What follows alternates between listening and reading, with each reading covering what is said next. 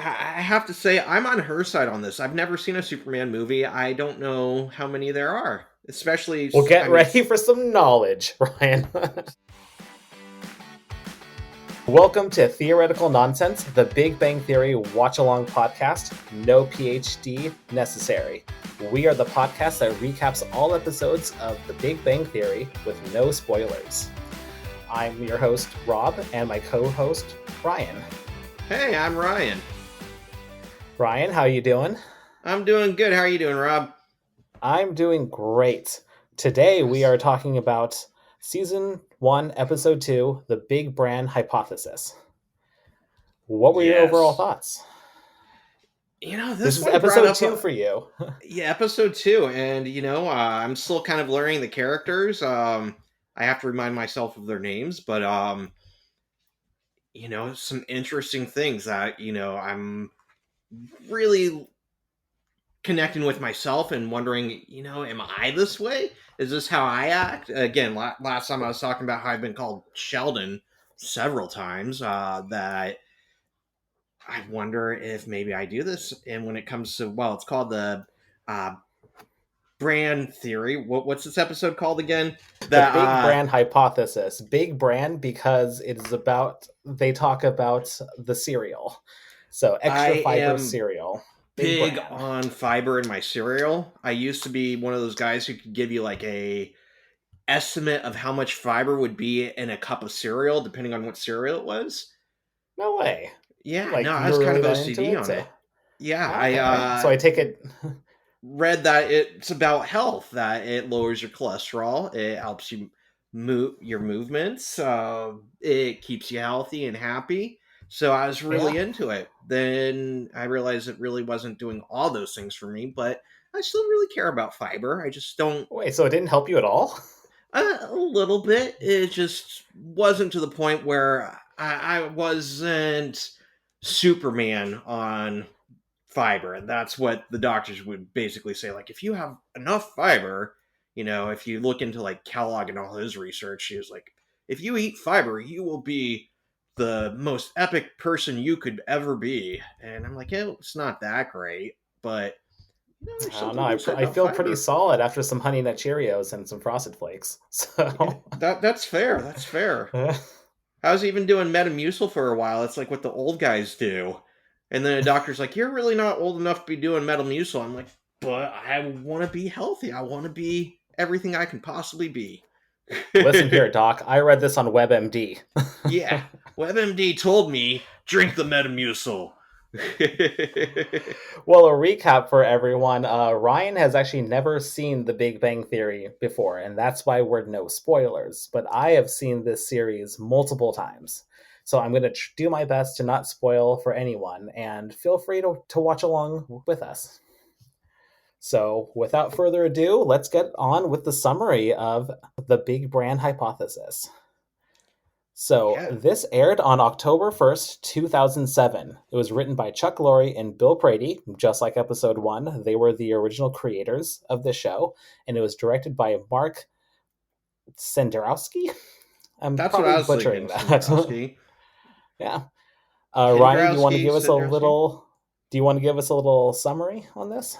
Yeah, this episode is basically, we have another instance of Leonard doing a favor for Penny, and it leads into them cleaning her apartment and her reaction to that. And we see some interesting character development based on how they all react to Penny being messy and her reaction to them kind of abusing their right with her extra spare key. Very well put. All right, so the scene opens. The guys are all having dinner. That's Sheldon and Leonard, the main characters, and their friends Raj and Howard. And they got Thai takeout. And Howard is very concerned with the peanuts in his pad Thai. And Raj asks for some chopsticks, and Sheldon drops a bunch of knowledge. I like this part because Leonard says his reaction to Howard complaining about having a peanut allergy is, "Well, everybody keep an eye on Howard." and kind of this notion of if he swells up and dies, he swells up and dies, right? Just keep an eye. He'll be fine. And And then I feel like, yeah, it's one of those things like you can tell that Howard is the overly cautious type, and Leonard and everyone else has heard it so many times to the point where, like, ugh, you're fine. You're going to be fine.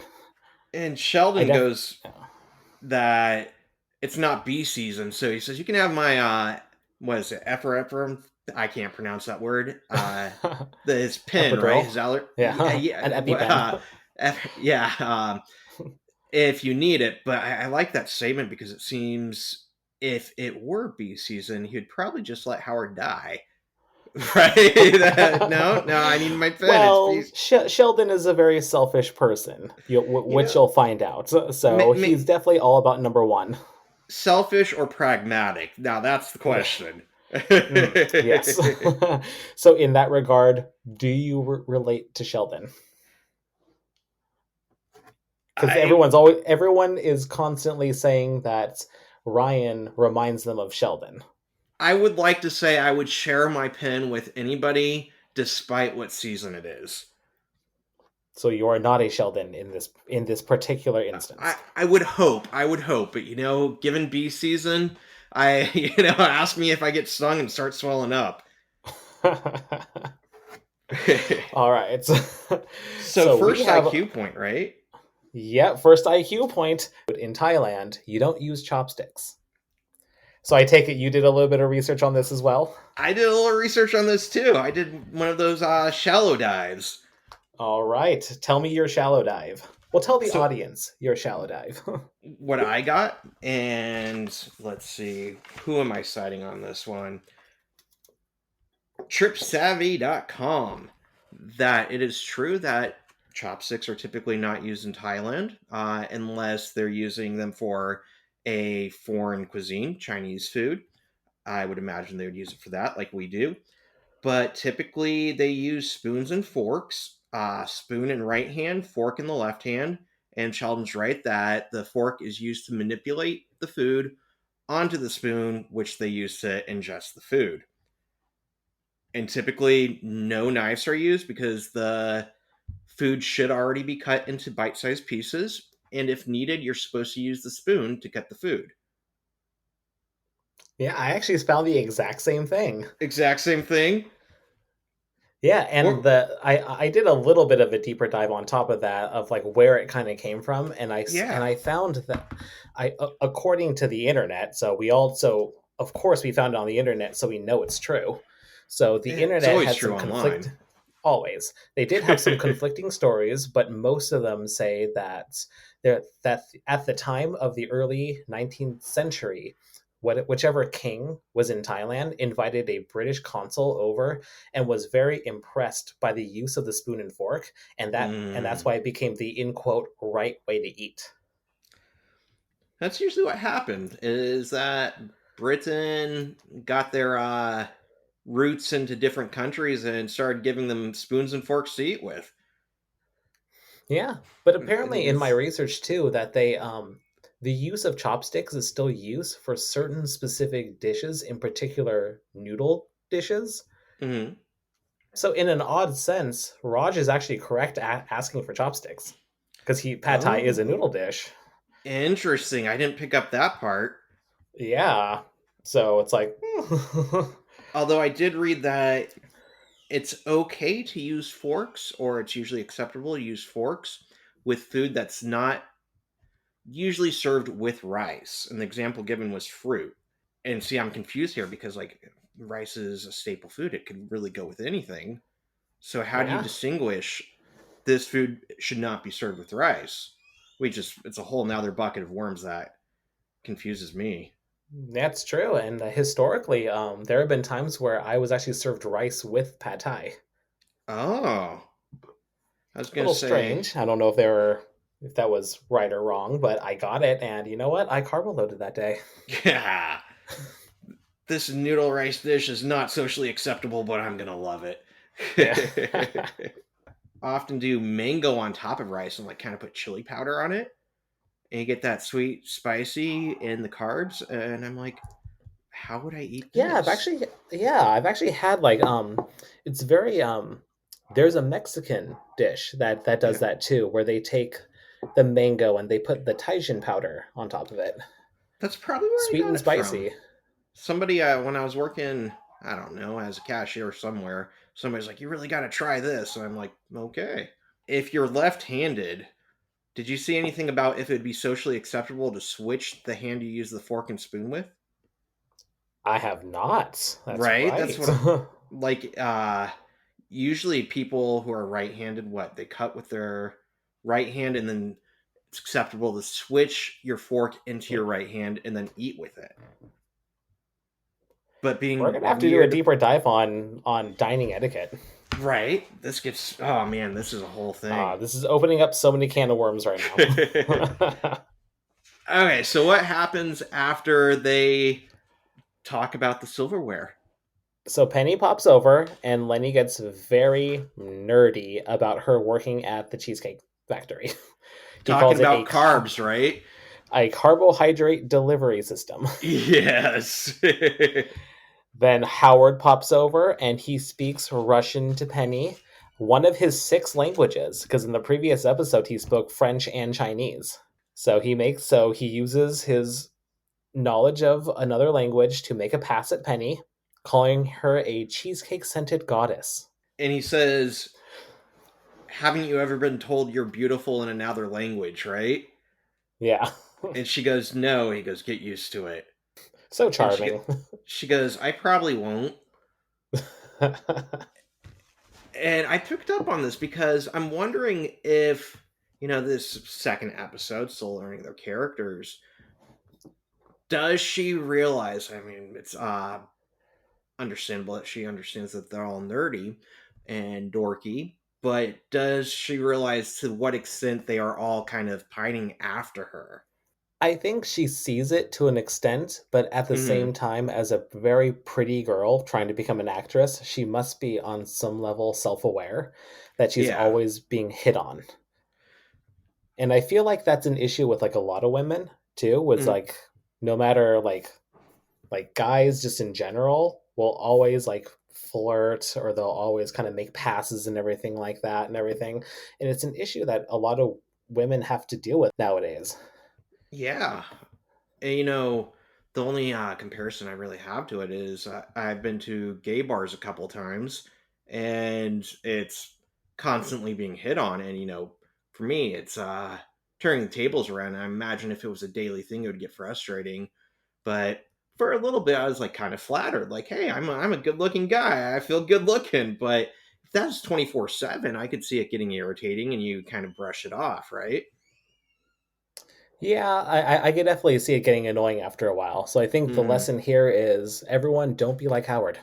Yeah, yeah, he's a little much, Yeah, but he's kind of just showing that creepy level at this point. Like yeah. he's just like slowly more and more just kind of like making passes at her in kind of a creepy way and everything like that. He thinks he's charming and he thinks he's like some Adonis, you know? But he's kind of creepy. I like the way she brushed him off. I probably won't. Yeah. Yeah, she was very good about it, which kind of is a sign that it's been happening a lot and she just knows how to deal with the creeps. Yeah, that's I think that's a great way to put it, is that showing that she knows how to deal with it, but it's not that she doesn't like them. I think that she's still friendly towards them, at least Sheldon and Leonard, right? But she knows how to deal with herself and handle herself around the creeps. So then So Penny lets everyone know that she's getting some furniture delivered and loans everyone her spare, well, loans Leonard in particular her spare key because she'll be I, at work. I like this. They are following up on the doing a favor for her, right? In the first episode, they went to get her TV back, and now she's asking another favor, and there's like, I can do it, right? Totally, yeah. So it's definitely showing that he's willing to do like whatever for her. Yeah, he's definitely showing the interest. Hmm. Or at least the audience. The audience is very aware at this point that he is really into her. Yeah, and he's kind of admitting it, but he doesn't want to admit it out loud, right? they get to they invite her over for food and a Superman marathon, right? Yes. And she asks, well, a marathon? How many Superman movies are there?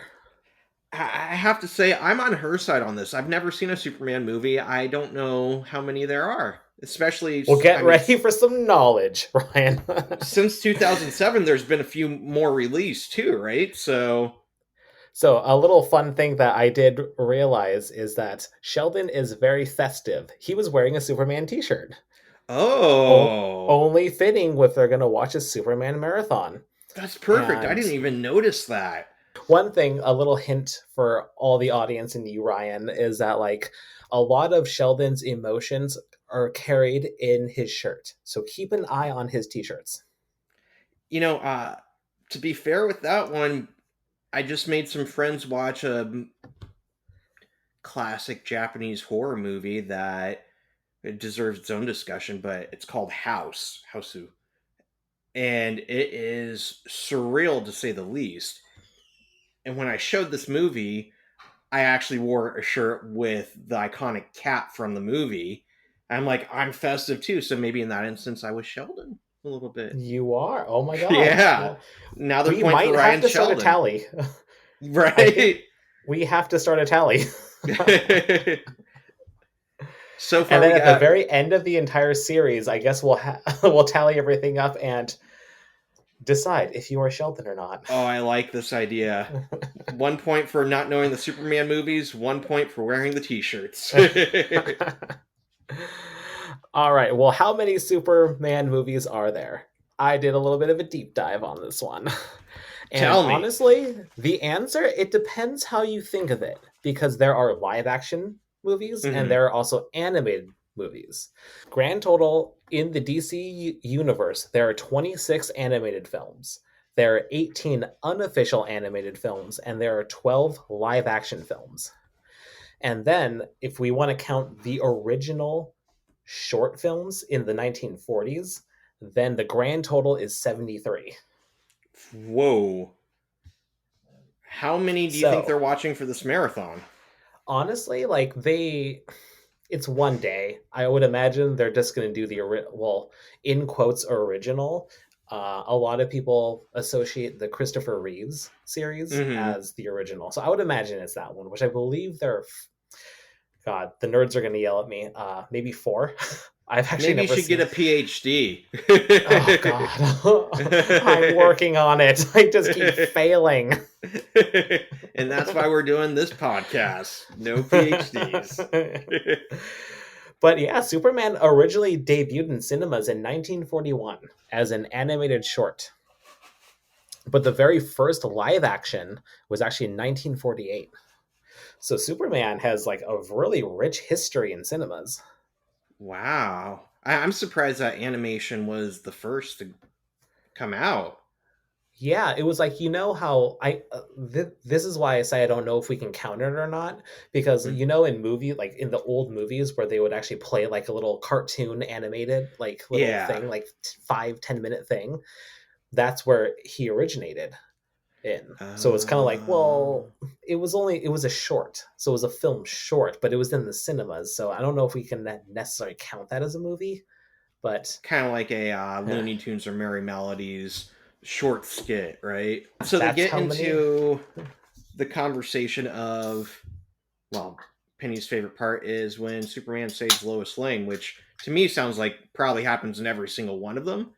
But they all know she's talking about the first one, and they get Yep. into a conversation over whether or not she would be cut into pieces. Did you do any So research on this? What are your thoughts? a little bit. So it goes into the question of how does Superman fly? Is it a Yeah. feat of strength? Is it the gravity? Like it's one of those things. Like I started diving into it, but then it got to a point where it's like this is like nerdy beyond me. Like I don't even know where to start, and I always just assumed it was the because of the sun. Like I guess on okay. This might open up a huge can of worms, but I'm actually not the biggest Superman fan. I I think he's yeah. I think he's a little boring. I think he's a little bit on the one-noted side. I think They're probably I never really dove deep into it, so I've never really seen that much complexity to him. And I feel like they made him too much since he was like one of the original superheroes. I feel like they made him way too powerful. So granted, I know he's like weak to kryptonite and everything like that, but aside that, it's like, dang, what can't this guy do? Shoot lasers, he could fly, super strength, amazing moral compass. It's like this guy's too good to be true, and that's what kind of makes him a little boring to me. And my understanding is every time he comes across a situation he can't handle, he usually has like a new power that helps him handle it. Like, oh, now I have X-ray vision. Oh, I have. Does he shoot lasers from his eyes? Yeah. Yeah. Okay. There you go. And I've gone back and forth on this because for me, like you said, a little boring that I want to know that he's not perfect. I like having characters with dilemmas and imperfections, and he is everything. But some people I've read like to know when they read this, it's a fantasy, it's an escapism, that the good guy is definitely going to win. And they just play along with the roller coaster of let's see how he wins. Same thing with Sherlock Holmes. That Sherlock Holmes is never not going to solve the case. Yeah, I definitely agree with that. And I feel like that's actually a great illustration of why people like this show too, Mm, where it's kind of a fun show. They don't take itself too serious. They honestly don't really tackle a lot of like dark topics or like very like moral dilemmas. They mm. don't really dive into that. It's a very lighthearted show, and that's kind of like I feel like is why this show is so popular and why it survived 12 seasons. It's a happy show. It brings good times, not too serious. There's not this huge arc that you have to constantly follow episode after episode. You can start and stop pretty much any time. Pick up where, if you've missed the season, you can still pick up and kind of know the characters and know that they're in a misadventure or whatever and see how they solve it. So what did you go with? Do you think Lois Lane would be cut into pieces? Or I actually gave up researching this because I'm like, Superman is kind of does everything he needs to do. So I think it's a personal opinion. I think at the end of the, if we want to go into realistic, I think Superman is strong and fast enough to be able to decelerate That's what I was fast thinking. enough. Even in a foot or two, he has the calculations in his head to make it work. Yeah, Sheldon argued that he didn't have the space, but I feel like since it's Superman, we have to suspend belief for like a little Hmm. bit because at the end of the day, it's a comic book. But Yeah. I feel like he's like strong enough and powerful enough to decelerate. Although it would be interesting if you went to catch her and she broke into three pieces. Movie over. Like, dun dun in his dun. in his shame, he flies into the sun. And the end of Superman. The end. uh, okay. So the guys go into this huge nerdy debate. Penny walks away, and Leonard shouts out that he has 2,600 comic books, and let's go solve this right now. Go find an 20, example. so so I did do like a shallow dive on 2,600 comic books. Ooh. That is a lot of comic books. So I tried to look at how long it would be, but it's really hard to tell. Like, so every comic book industry has their own type of paper and their own dimensions and everything like that. Yeah. So I wanted to see how much space, like mass, that would actually take up, but it was really hard to figure out because I didn't want to do inaccurate information and I couldn't find my comic books to actually measure. So I went Mm. by weight. So the average weight of a comic book ranges between 1.9 and 2.5 ounces. So I went in the middle and said 2.2 ounces. So if he has 2,600 comic books, that is 357 and a half pounds of comics. Like that is like, Wow. oh my god, that is I don't believe he could so fit that many. in his apartment. The structural integrity of that building would be compromised. It would collapse. It would collapse under the weight of the comics. But yeah, I just thought about that because I was like, oh, I had a lot of comic books growing up. I probably only had about like 300. Like just like a hodgepodge of like different titles. I get confused with comics. I love comics, but editions are released and re-released in so many different forms that there'll be like the original one, the weekly or bi-weekly paperback version. Then there's usually a version where like three of them are collected into a uh, better quality, and there's like compendiums where it's cheap paper, and then there's like hardback versions, and I'm like, it's too many options. I don't know which one to get, so I end up getting none of them. Just watch the movies. Just watch the We don't have movies. time for that. Yeah. Yeah. We don't Comic got books time for way that. too much. I'm not strong enough to hold that many comics. She does leave, and isn't it Raj who says the pretty girl has left? He's still not talking to her. She's like still not talking to Raj, but as soon as she goes, she's like, "Guys, the pretty girl's gone."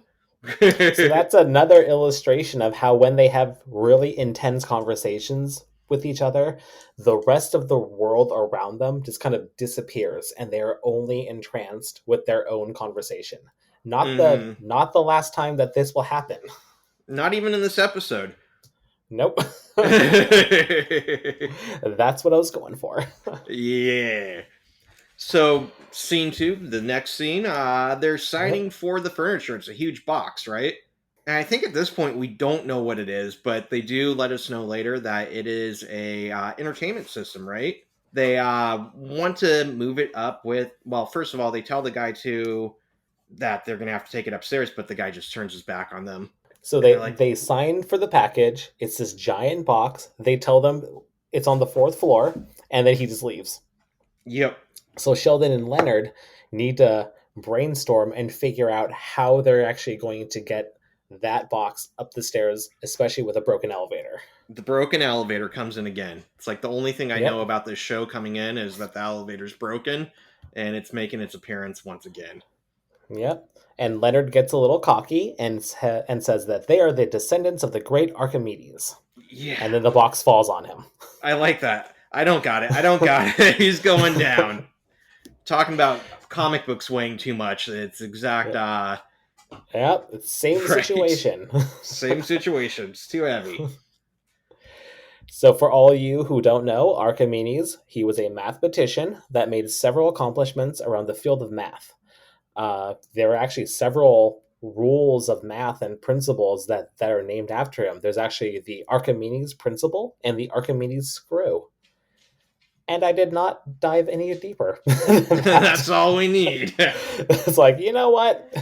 For anybody that's interest, I'll let you discover that on your own.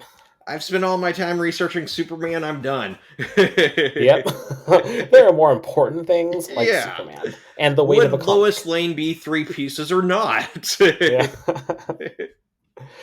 So they're trying to figure out how they're going to bring it up. They're having some troubles. They're pushing it up. It's sliding down. They're making a little headway. Then they fall back and everything like that.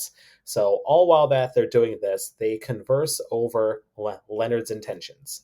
So Sheldon is constantly the voice of reason in these Mhm. situations, with down from Leonard's intentions to how are we going to get this box up the, like I'm sorry, did we like get stronger all of a sudden? Do we have the right tools or the physical strength to do this? How are we going to do this? What makes you So, think this is going to happen, right? yeah. I was thinking two things about the scene. Flashback to episode one, where they were completely out of ideas about getting into the apartment building. And then the Girl Scout comes up and shows them, oh, you just hit all the buttons and walk right in. And this one, they're like completely out of ideas. Not that there's a simple, maybe waiting for calling some more people over or something might be a solution, but it's also this idea that they're easily stumped. No matter how intelligent they are, they do get stumped pretty easily, and they end up trying to push it up. And like you said, they fall back a few steps, they push it up. Uh, I'm also reminded of the Friends episode with the pivoting couch, where Ross Pivot. is trying to right pivot, and especially when they get to the corner and Sheldon goes, "So what's your calculation for getting around the corner. Right? And How he's do like, we bend what? this? What? For being theoretical physicists, you'd think that they would just, rather than just diving in knee deep or just head first, that they would have actually like assessed the situation and built a plan. But they just kind of went for it.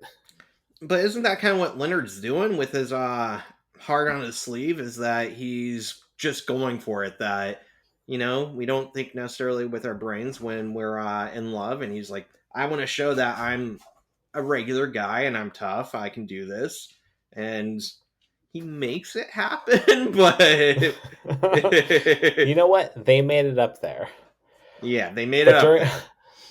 but during their struggles, they had this great conversation where Leonard says, "Not all men want sex." And Sheldon has this great response. Yeah, the ones that already have had sex. Yeah, it's we don't do favors just for sex. Yeah, the ones who just have sex don't need Sex. it, don't want sex, right? Yeah. So I thought it was nice that how showing how witty Sheldon is. Yeah, and this brings up something that I've been going back and forth. Later on, it talks about he doesn't understand sarcasm, but he has bits and pieces where I kind of wonder, like, uh, does he understand it? Maybe it comes down to sarcasm is just a feeling in your heart sometimes, and that we go with it based on emotion as much as actually understanding it. But he does seem sarcastic at times, humorous. I feel like in that situation, I feel like Sheldon, you'll see this with Sheldon that he lives on a one-way street. Mm-hmm. So if he can dish it, but he can't take it.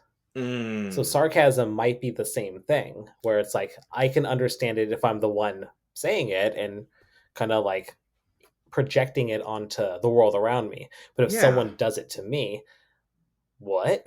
it gets confusing. I think that theory would fly with me because I'm thinking of the other points that I thought about, and that it's always him dishing it when he understands the sarcasm, or it seems like he does. And great Caesar's ghost. Penny's place is a mess. Yeah, it takes him by surprise a little bit, right? Sheldon mentions that it seems like the table. How did I just pronounce that? Table is having a yard sale on the couch. And Leonard just goes on to say, it's just a little messy. It's just a little And messy. Sheldon says, the Mendelbrot set of complex numbers is a little messy. I tried to look it up, and you know what? It checks out. It Super checks messy. out. Pretty I don't messy. even know what don't even know what I'm looking at. What did you think from looking at her apartment?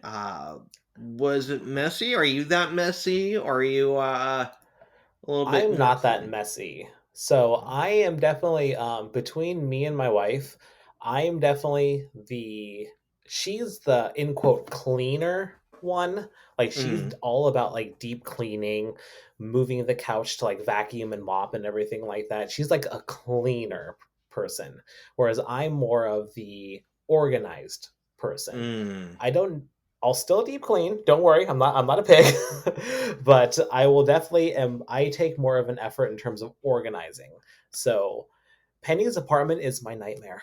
Do you organize by fiber? Fiber content. I honestly don't have enough cereal to do that, Oh, that's which is a little fair. sad. I am missing that in my life. How about you? Are you like what were your overall impressions with Penny's apartment? I didn't think it was that bad. I don't think I'm that messy, but I see people, I have friends who are very messy, and then I come from family that is OCD on cleanliness. And we're talking my grandmother having pieces of carpet underneath her cars in the garage so that if they leaked oil, it wouldn't get on the floor. In the Like garage. for the Wow. garage, yeah. Her garage was cleaner than most people's apartments I've visited. I'm gonna be. It was definitely OCD, and my dad's not on the same level as her. I feel like it's kind of catered down or tapered down over the generations.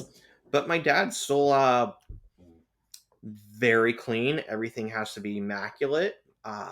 However, he does let his garage get a little dirty. So he's kind of, and then there's me where I like to have an empty sink, a clean sink. I'll go back and forth between cleaning up the kitchen after every single meal or every couple days. And then I'll go back and forth between kind of putting stuff out and then cleaning up to having clean for like a week on end every single day. So I don't know. I'm a mix. Okay, so you're not Sheldon then, because you'll see that Sheldon is definitely very OCD. Yeah. Very, not only is he neat and organized, but he's also very clean. Like he likes to have everything sanitized as well. Although I would say that my cereal's not organized by fiber. Towards the left, I have smaller boxes, and they range to bigger boxes. And then to warm cereals, I have like a bag of grits, I have a box of oatmeal, and I have some muesli. I guess that's not warm cereal, but it's in a bag, so it goes on the right side. There's some All chaotic right, a logic little bit to of. my cereal organization. So that leads into the next part of the conversation. Leonard asked Sheldon if it's ever occurred to him that not everybody has a compulsive need to organize and sort the world around them. And Sheldon says no. No. So we learn that Sheldon does categorize his cereal numerically by fiber content. So tell me about like the highest fiber cereal that you've ever had. I believe usually fiber one. I believe it has like 20 to 30% of fiber, daily fiber intake per serving, which is usually like a cup or so. That's a great cereal for fiber if you're looking for fiber. And then before that, they say Wheaties. Wheaties really doesn't have that much fiber. I'd say shredded mini wheats. Although with shredded mini wheats, if you get with the frosted, you start upping the sugar intake, and having a lot of sugar with a lot of fiber, and it's kind of neutralizing the health benefits, right? Pretty much, yeah. So you could do like a Because, crackle and oat bran or a fiber one's just a terrific fiber cereal. well, this was the funnest deep dive that I've done so far. So Yeah. I looked into the highest fiber cereals. So for everybody out there, a little knowledge on fiber. Most adults should get about 25 to 38 grams of fiber per day, according to most doctors. And I wanted to use a standard cereal that we all know, Frosted Flakes, as our baseline. So Mm-hmm. Frosted Flakes has 1 gram of fiber, a single gram, and all of these are based off serving sizes. So Yeah. the serving size is very different amongst all of the cereals. They range from 2/3 of a cup to a half a cup to a full cup. Like they kind of just range. Honestly, like it's really just up to the discretion of the company of what they want Mm-hmm. to establish as a serving size. And how they So, want the numbers to look. How much sugar is in a serving, so they want to keep that e- number down. exactly. So, I looked at the top 5. So, top 5, General Mills Fiber 1. Yeah. The one you did it, buddy. So, 18 grams per serving. So if Woohoo. you have 2 servings of that, that's pretty much your day of fiber. Number 2, Kellogg's All Brands Buds. Hmm. Never heard of that one, but it has 17 grams per serving. Number 3, Barbara's High Fiber Original. I've never heard of that I've one, never heard of that but one. I've heard of the buds, yeah. but Barbara's has 14 grams of fiber. Number 4, Kashi Go Lean. uh, 13 grams. that's kind of a newer Number one though, right? Kashi's kind of maybe the last decade. I think Fiber One's been around longer. Am I wrong?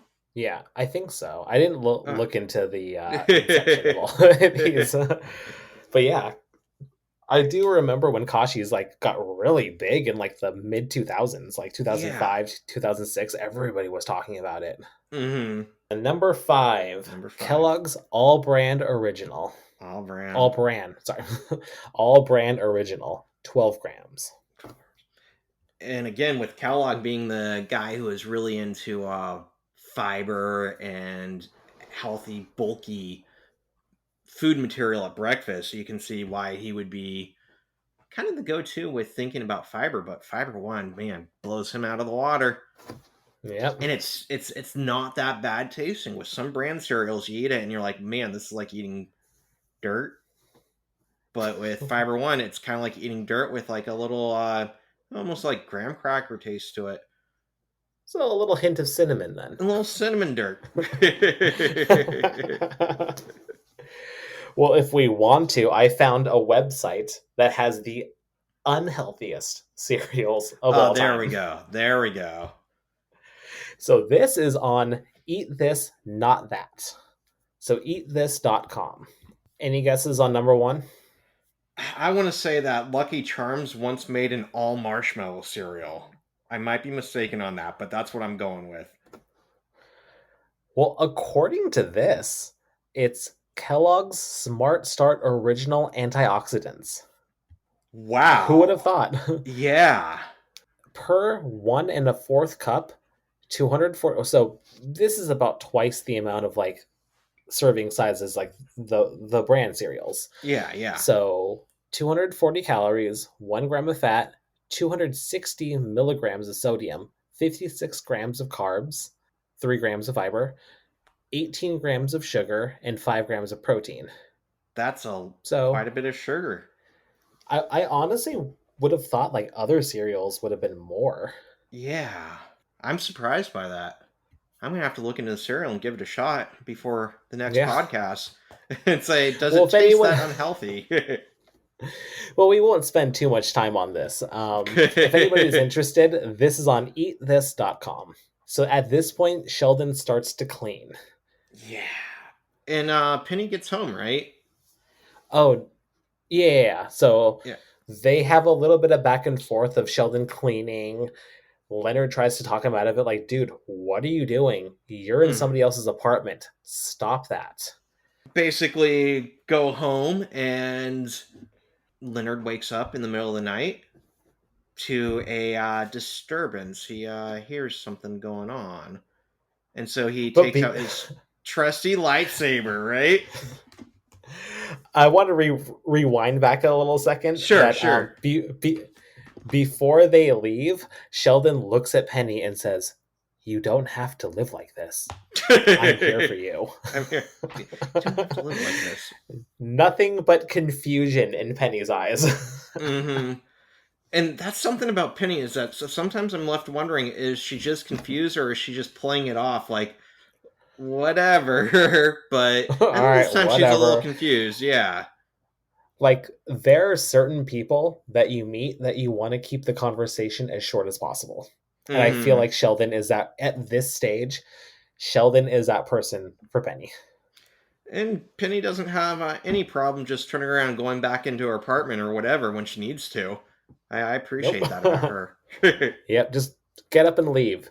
There's Yeah. something respectable about that because like I have the hardest time doing that. I always feel like I need to Mm-hmm. like, like, oh hey everyone, just to let you know I'm gonna leave. I'm gonna go. I have to go do this or make up some sort of like reason why I'm leaving. But she's just like, bye Felicia.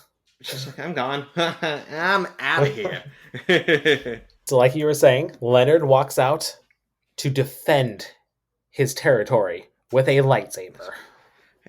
This reminds me of the other day. Well, I was out of town, and the group of friends I was with, got the impression that there might be somebody in the house.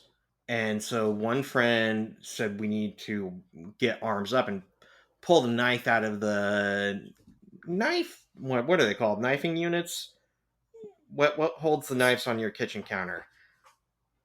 Oh, the Knife block? block? A block? Is Yeah. it a block? All right. A She block, pulls a out a knife knife, block. and everybody's like, "Wow, that's really sophisticated." So I go to pull one out, and I pull out the bread knife. So I felt kind of like Leonard protecting myself. You know, he has the lightsaber, and I have this bread knife. That what am I going to do? Surrogate a bad guy to death or something? Uh, You're but gonna butter him to death. I'm gonna butter him. Take some butter, dude. Yeah. But yeah, I appreciated Leonard having the lightsaber because I don't always pick up the best items for protection either. It made me like a little jealous. Like I've always like there was a time when I first started watching this show, I would see all like their little toys and everything, and I'd be like a Mm. little jealous, like, oh, I want that. I want that lightsaber. It's so cool. As far as I know, the lightsaber he had, feel like I've looked at them before. There's the type that extend that you kind of like shake out, and those are cheap. Those are like $5-10. But the one he had with that light, I believe that they're pretty expensive. They're like over $100. They are. They're like I think at Disney, you could actually build them. Like you could actually Ooh, go to Galaxy's Edge and actually like go and actually build your own lightsaber where it's like this big ceremony where everybody like picks out their parts and everything like that and builds it. I think it's about 150. well, if I have kids, when I have kids, that's the first thing we're You, doing in Disney World. yep, you're gonna build the lightsaber and then you're gonna take theirs so you could dual lightsaber. Yeah. And then when people are like, "Aren't you a little old for toys?" I'm like, "Well, I have kids. It's their toys, right?" It's I just have a very active imagination with my child. Yeah.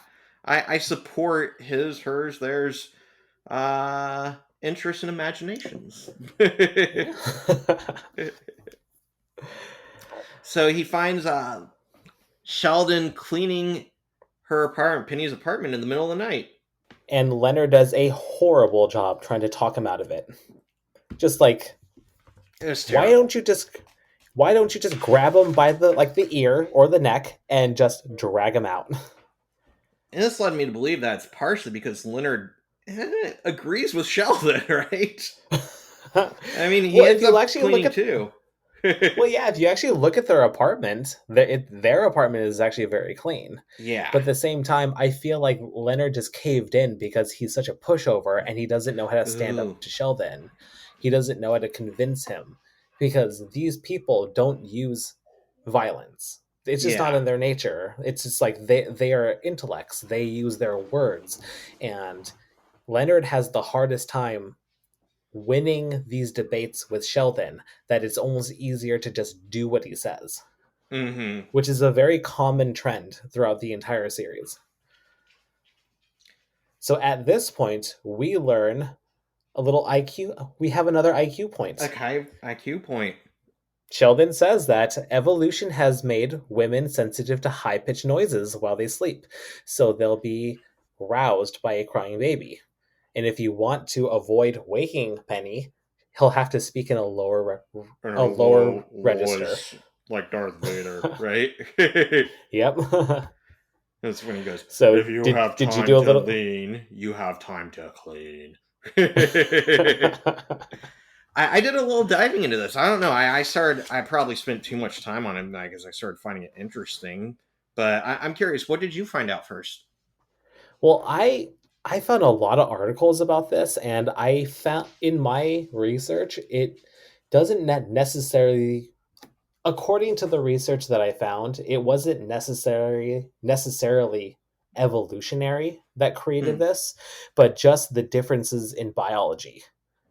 So, in the research, it says that men and women do hear differently, that men hear certain frequencies better than women, and vice versa.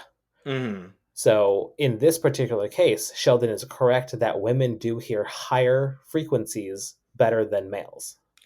And we have to say generally because a large part of this is, it's not huge differences or every single woman hears better than every single man, right? That there are flukes and other things to consider when thinking about this hearing damage, lives. And something I found really interesting was they started talking about, part of it is just being what you're born with, but part of it was there's the resource I found by Dennis McFadden, psychologicalscience.org, that hormones play a part of it too. And there's some suggestions that homosexuals have are in a different group than, so like if you say women hear higher frequencies more than men, then homosexual women hear it less so than straight women.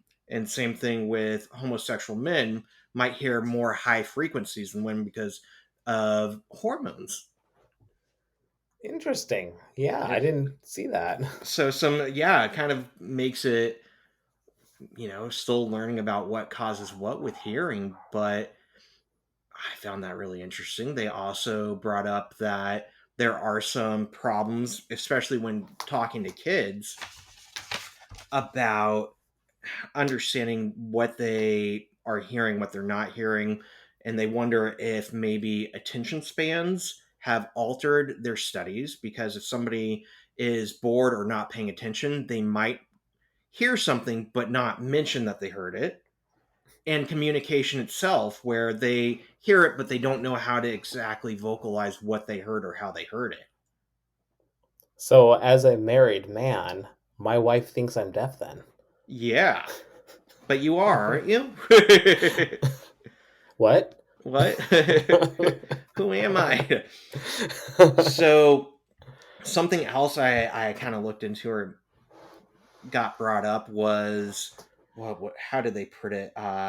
Habitual noises, basically being desensitized and subconsciously knowing what you're supposed to hear. So the notion is, if a woman has a baby and psychologically, subconsciously, she knows, I have to wake up if I hear that baby, part of her mind is going to be active and is going to be listening for that. Whereas somebody who's like, I need to sleep, I don't have kids, their brain will automatically tune it out or try to. So, it's more about expectations then. Partially, I think that plays into it. I definitely understand that.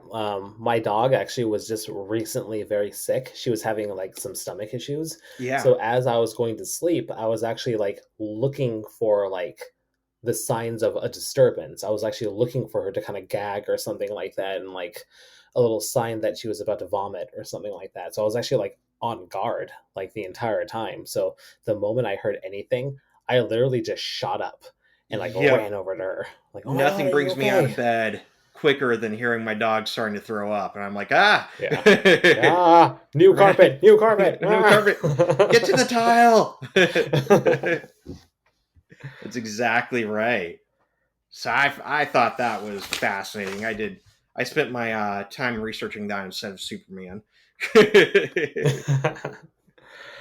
All right, so they start cleaning, and honestly, like I was saying earlier, I cannot explain the rest of what happened as they clean. It's like, why didn't Leonard try harder? Why didn't he just do something? Why didn't he just leave?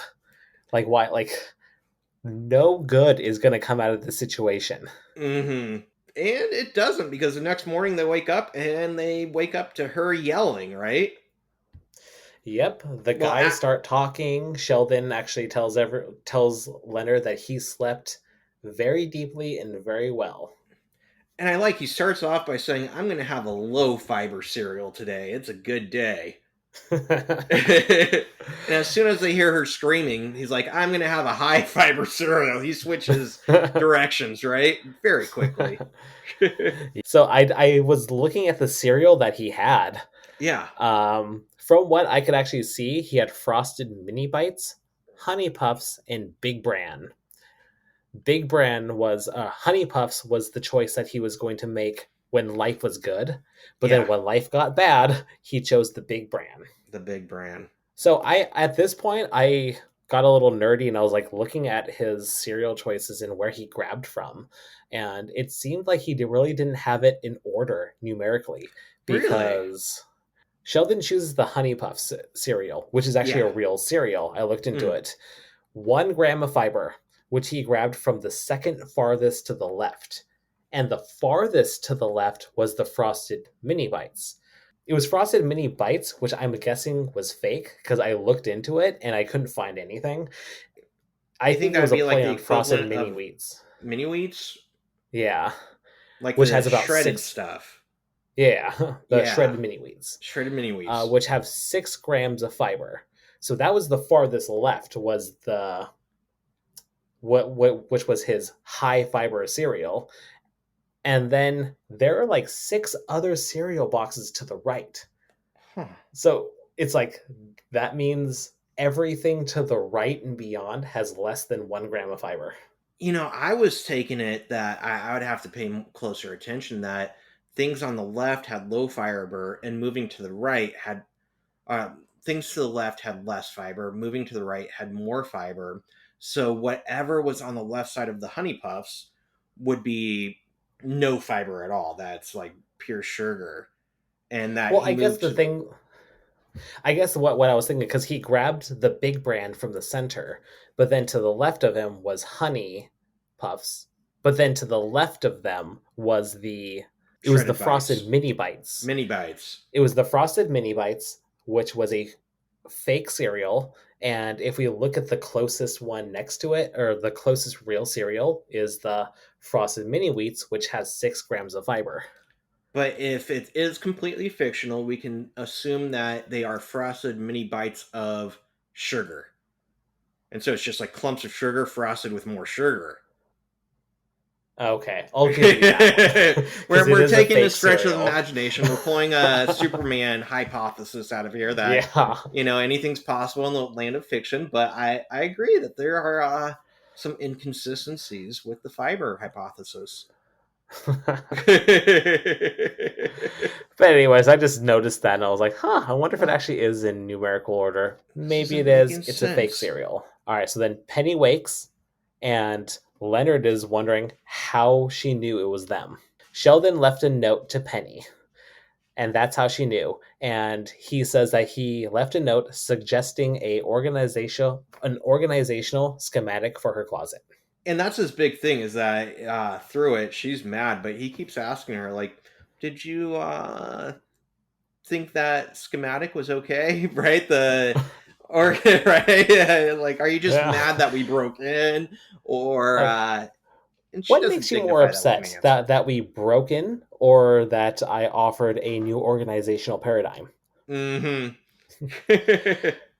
Yeah, and Penny asks what kind of doctor removes shoes from asses. And that's where he starts to answer, but Leonard has a little sign in the back saying sarcasm. So Yep, now the they're good old indication sarcasm that, sign. yeah, Sheldon did not understand her sarcasm. Nope. Get into that a little bit of a argument, and she leaves, and Leonard's feeling bad, right? Yep, Leonard feels bad and he forces Sheldon to apologize, where Sheldon then reveals that he has a master's and 2 PhDs. Yeah, and that he shouldn't be forced to apologize, right? It's like, Yeah, he is above this. So he goes over and I'll just say this, you'll understand this later, but he does a single knock and then Penny answers. And he tries to understand what's going on. He apologizes, um, more or less sincere, but he's definitely like a child and he does it very half assedly. And in this moment, Sheldon is actually a great wingman, calling Leonard a thorough and gentle lover. which is a great wingman, but maybe inappropriate for the time. But I feel like Sheldon's actually trying here. He doesn't know that he doesn't understand that it's not the appropriate time to be talking about that. Leonard's kind of like, oh my god, right? Very And embarrassed. very embarrassed. Understandably. And so Penny closes the door, right? And it's the next scene where she's walking downstairs, and who does she run into? Nobody other than Rajesh, the man Yeah. who cannot speak to women. So this is a completely one-sided discussion where he's just sitting there. He's not even nodding. I love this scene because it happens to me so often where I'm in my own world, and he goes off on this tangent. She's talking and talking, and he's like, maybe I should follow my mother's advice on marriage, right? And then he Yeah, comes maybe he back. should. Yeah, maybe he should marry an Indian girl. Yeah. And he comes back and he's like, oh no, she's looking for a response. What do I do? Just nod. Just nod. Yeah, he's like having this inner monologue, not even paying attention to what she's saying. He says things like she smells of vanilla, and that's probably because of the cheesecake that she's always around. And Penny is kind of just like going off on this tangent, going about like her trust issues, and um, she talks about how her sister shot her husband accidentally while drunk. Which he does pick up on because he mentions it later that she might be upset because her sister shot her husband, Yeah, right? that's all she took from that. That's all he took from the situation. Is like, oh, I think she's upset, probably because her sister shot her husband. And then the part that But I love the part where she hugs him and thanks him for being such a great listener. And his response is, turn your pelvis. yep. Oh man. That brings me back to high school days, like the end of dates and hugging me like, I gotta turn my pelvis a little bit. Or like the So in first, this moment, you're a Rajesh. yeah, slow dances in high school, same thing. Where, Yeah. oh man. Hey, 12-inch rule. 12. Keep the space. Yeah. And so they go back And- to the apartment, and is it Howard's playing DDR, right? yep, Howard is playing DDR, and I love what he says. Grab a napkin, homie, because you just got served. For what Just it's that worth, in I'm really impressed that they're able to keep up with DDR because whenever I really get into it, I'm breathless and start failing because I almost pass out due to lack of oxygen. well, we don't know what level he was playing at, so That's fair. it could That's have been fair. on But easy. It could have I been was level one. impressed. I was like, wow. That's the type of guy It who can just push kind of furniture up a staircase, is what that is. they should have called Howard. Another thing I was going to say, why didn't they call a friend? Call a friend, phone a friend, right? Yep. But in this scene kind of just shows Howard again at how confident he is. He has a lot of like it seems like he has a lot of self-esteem for how confident and he can be a little charismatic. It's like who goes up to people and says the things that he says. You have to Hmm. have a lot of confidence and self-esteem, which well, we'll get into a little later.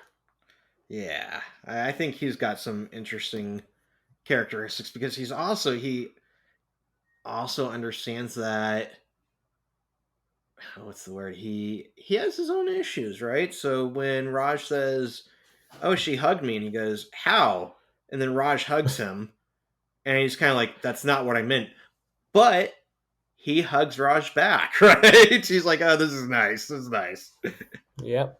He's searching for affection. Right? I love that scene where he's just kind of nodding, and then he goes ahead and hugs back. He goes, is that her perfume? Raj didn't pick up anything on his conversation with Penny. He only heard what little bits and pieces that he could hear while he wasn't daydreaming. And as the audience, we don't hear the whole conversation, but we get the impression that she's not the type to stay angry for long, and she actually does enjoy their company and likes them as neighbors, right? So we know Yeah, that she's kind of wanting to forgive them.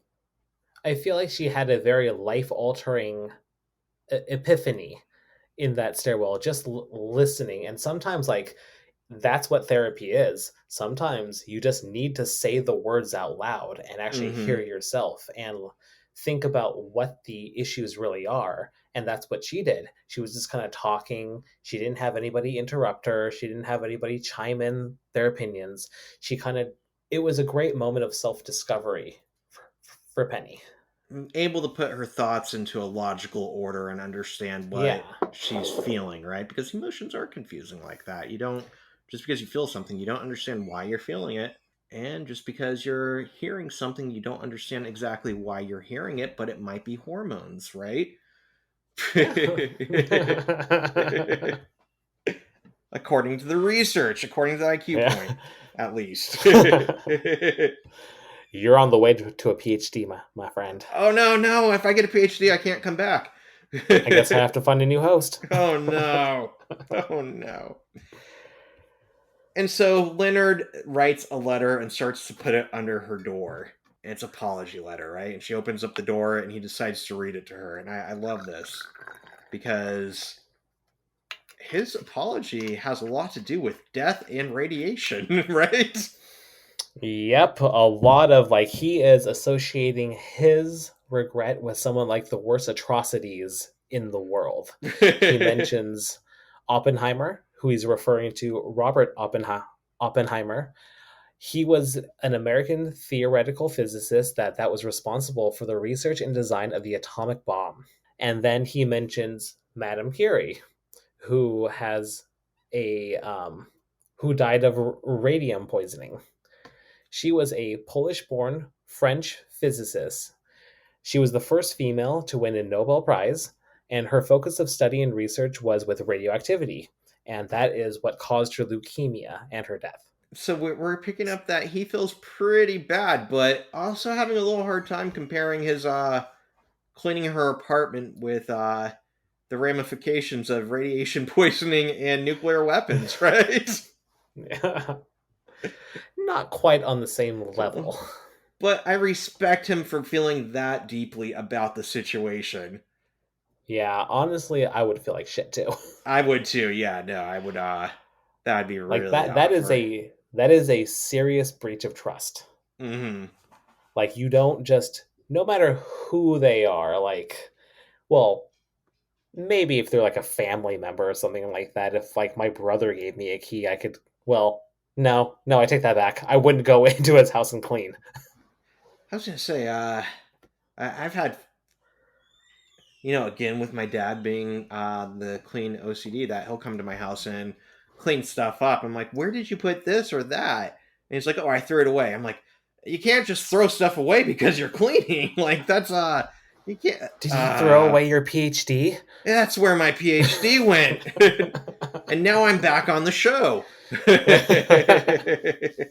Wait, so has he done like does he do that when you're around or did he do that while you were sleeping?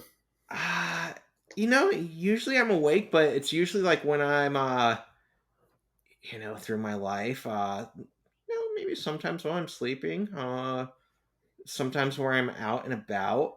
He kind of got the nickname as the garbage man in my family because he would throw away stuff that to him it's like meaningless because it's somebody else's. And he's like, this is taking up room on the kitchen table. I don't know what it is. I don't care. So out it goes. And he's had to work on that a little bit because you can't just throw away other people's stuff. He has gotten better. I give him credit for that, but definitely some cleaning issues there and missing my PhD now. And, we get to the point where Leonard is reading the note and Penny just stops him because she's already come to terms and she's like, it's okay. We're okay. And we're I good. think it helps that he showed how remorseful he really was. I think it would be Definitely. very different. Like if Sheldon went back over, it might be like a not going to happen. But I think because Yeah. it was Leonard, And, she has a soft spot that like she could instantly tell that he's like a good guy, and she should give him more of the benefit of the doubt. I don't think Sheldon could really offer an authentic apology because in his mind, he did the right thing, right? He doesn't Yeah, understand why they're all so mad that it was a dirty but at apartment the and he fixed it. but at the same time, it's like they never really officially offered an explanation to her. They never That's true. officially explained, you know what, Sheldon's a little psycho. This was going to drive him crazy, and I have to live with crazy. Yeah. So, And I get the feeling that she's starting to understand that. It's just this I'm trying to understand just what does she understand that these guys are a little bit off the wall, but she's a little bit off the wall too in her own way, just different ways. Uh, but I think she is starting to connect and understand them quite a bit already. and And she'll have plenty of opportunities to understand them more. and then we jump forward to the final scene where the guys are all assembling furniture in her apartment, right?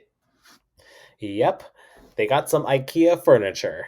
So Penny tells them, like, you don't have to help me out with this. She rebuilt a tractor when she was 12 and that she grew up on a farm. A little bit more about Penny's background. And Howard looks at the directions, and he kind of freaks out and says that they have no creativity or imagination with the way that it should be built, and that's why Sweden has no space program, No space which is program. which is actually false. That is actually not Really? true. They actually do have a space program. It is the Oh, Swedish National Space Agency, SNSA, which was formed in 1972. So they've actually had a space program for a long time. So I was gonna say, you, if it was yeah, developed in 2008, the show would be correct, but it predates the yeah, show, so fair yeah. enough. Fair enough. They probably just threw it in there because they thought it would be funny. It was kind of funny. It was kind of Yeah. funny. We get to that talk about Sheldon and Leonard had earlier, that guys only do favors for girls when they want to have sex, right? And what we have here is Penny is trying to get their attention, and they're all focusing on improving these schematics, these pictographs, right? And Penny goes, "It's hot. I'm going to take off all my clothes." And nobody turns around, which shows they're doing this not because they want to have sex, but because they like doing the favor in itself. Yeah, I thought about that too. Like they have this need to exercise their brains. Yeah, it's exercising their brains. It's a fun activity, and they go all out on it. Did you pick up Yep. any of the tips or ideas that they were going with to improve it? They wanted to add a stereo behind the flat screen TV. That was a big source of like where they were trying to kind of recreate this entertainment center where it was a flat screen TV, so there was a lot of wasted space. So they could add a stereo behind it, which means she actually got her TV back. That's what I was gonna say. She got her TV back, and she has a flat screen. Last time we were talking about, was it a big CRT heavy one, or was it a small flat screen? She has a flat screen back. Well, to be fair, that doesn't mean that it's light. That's Because back in 2007, like I had a flat screen, and that's I still own it. I still own, like, I have mine. It was a 42 inch, and my wife has a 42-inch as well, and they're both heavy as hell. uh, They're like at least like 60 70 pounds for like this small thing. So it's like so dense and thick. wow. For a Just flat like screen, it's thick. pure lead inside it. Yeah. It's like, oh my god, why is this so heavy? It's so thin but so heavy. This doesn't make Yeah. sense. Yeah, And so like it's nothing like flat screen TVs today. We actually just got like this a pretty large one, like 56 inches, like mhm, about like a 2 years ago, and that thing like was is so light. Like I mhm. could just like lift it over my head. Like, oh my god. That's why I was putting it's like a 40-inch TV up in my office, and I'm like, I can do this myself. I lifted up and assembled it and hooked it up, and I'm like, wow, these things are really light. The box says use two people. I'm like, nah, I got this myself. But maybe that's not the I'm smartest. like Sheldon and Leonard. I ain't phoning a friend. Yeah, I don't need to phone a friend. I got this. I'm strong, right? And it's still hanging there, so I feel like I did a good job. It's so light you didn't even need anchors. Yeah, it's just I taped it on, duct taped it. For anybody out there, please use an anchor when you're hanging Yes, your TV on and the and wall. phone a friend. Don't try to do it yourself. This is how we hurt ourselves. Ah, and I'm curious. They mentioned putting her stereo behind her TV, but the first thing I thought of, I can't consider myself a true audiophile, but I love music and I love getting the best sound I can. Wouldn't putting the stereo behind the TV like kind of screw up the acoustics or the noise? Like it would start reverberating in the entertainment system. Absolutely. It's going to be very echoey. It's going to be very Yeah, muffled. unless they're talking about just putting the receiver, but I think they're talking about the actual stereo. I thought so too. Yeah. So I was kind of confused why they would make that recommendation, but they do, and they do bring up the idea of Well, having a external sensor for the remote control, right? Photocell. And they start getting into the heat sinks and heat buildup of the audio equipment. My thought is if it's just a stereo, it's not going to have enough audio or heat to really worry about. But they offer a few tips, right? What did you pick up on the tips they offered? Just that they wanted to do a cooling system and they Mm-hmm. wanted to get like some piping and everything for Liquid it. I kind of just cooling. stopped after that. I was kind of just blown away that Penny got her TV back. That's fair. Uh, I didn't do much of a dive on this, but I do know that they first bring up fans, and fans are inefficient with handling heat and very noisy. And I agree with this because, you know, I'm thinking of my PlayStation 3. For some reason, it's broken, and the fan's just always on. And it's hard to hear movies because the fan is that loud. It's And kind of so, like when you build a PC or something like that. Like a lot of like large towers, they have mm-hmm, like multiple fans and they are mm-hmm, very loud. very loud. And so instead, they choose to go with liquid cooling, and they talk about grounding the unit if there's liquid involved and having a drip tray. And have you ever had a PC that was liquid cool? I've seen them. No. I've never done one myself, though. Maybe The if I most had a advanced that PhD. I got is when I built my the most advanced that I got is when I built my PC. I bought the shell and I made sure that it was a plastic clear so I could put install some lights so it'll glow. The That's the LEDs, extent. right? Yep. Yeah. That's the extent that I've gone. uh, and then part of this deep dive is not deep dive, semi shallow dive, is I do have a couple of receivers for surround sound, and one of them is an Onkyo. And I love Onkyo, but this particular one has a warning sign on top saying "Do not touch" while on, because according to my research, they say that you can expect it to normally run about 138 degrees Fahrenheit Oh my for a god. receiver, right? It is hot to touch. And I used to have it in an entertainment system with about an inch or two on the sides, and it has not impacted the life of it. I've had it for like 15 years, but it does get hot, and I'm like, I'm not sure if they actually need liquid cooling for a TV and a stereo. If I didn't need So it they are for pretty much overthinking everything and making exactly, it in their attempts to make it efficient, they made it inefficient. yeah, and they stopped paying attention to Penny, who says she's going to take her clothes off because they're so wrapped up with it. Not the first time that the boys will be overthinking things. And I love Howard's line, "Hold on, honey, men at work." Men at work. Because that's how intellects flex their muscles. That's how Mhm. they show their guns. Like, yeah, I'm redesigning this. Yeah, liquid cooling. Aluminum side panels, right? Uh, and they all take off, and I love the last line from Penny where she actually appreciates the cleaning. Yep. Like, yeah, it It does look really good in here. does look nice in here. And this really isn't a spoiler, but from that there on out, her apartment is a lot more organized. She keeps it more organized. Yep. Interesting. So Well, that we was the did end of it. episode 2.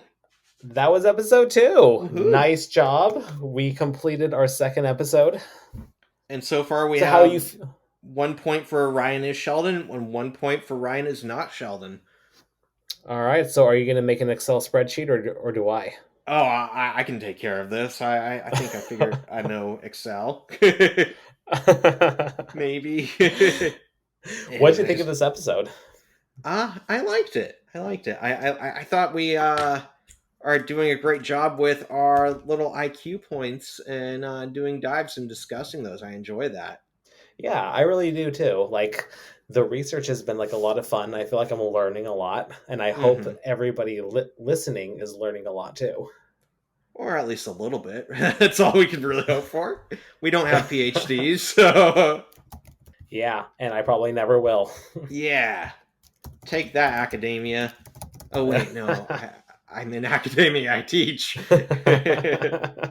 So, what do you think is going to happen? Like, what do you think is in store for our characters?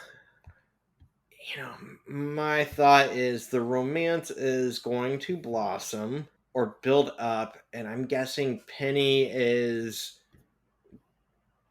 probably going to get into a relationship with somebody and then Who do you think it realize that is? she has feelings for Leonard towards the end of season 1. That's my guess. Okay, so you think that she's going to be dating somebody else, and then it's going to click in her romantic feelings for Leonard. Yeah. Okay. What about other characters? What do you think about Raj and Howard? You know, from here and there, I know more female counterparts enter the show. I'm not sure how they enter or who they're going to date, but I kind of got the impression that there will be more romantic storylines going off, and they kind of find their own ways in some way, shape, or form. But Cool, I feel like cool. Sheldon might be by himself through the whole thing, and he's okay with that All right. We'll because have to Sheldon's keep all about tabs on this and Sheldon. remember this. Yep. Yeah, like there's a part of you that feels like he doesn't even need humanity in general. Splendid Isolation. Great Warren Zevon But song.